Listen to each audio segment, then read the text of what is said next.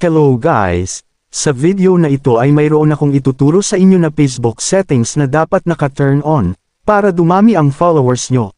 At irekomenda ni Facebook ang mga video mo sa malawak na audience, pero bago yan, kung hindi ka pa nakapag-follow sa akin, pakipindot ang follow button. Thank you. So una guys, pumunta kayo sa menu, and then i-click ang gear icon.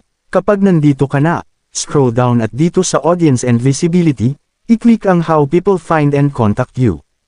So dito po dapat naka-allow ito, para kung sakaling mayroon mag-search sa Google halimbawa, mag-a-appear itong video mo. Depende sa hinahanap ng tao, kaya importante po na maglagay ng tamang caption, or description related sa video.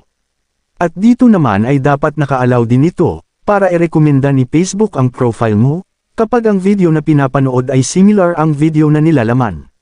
At importante pa rin na gumawa ng quality content para searchable ang video.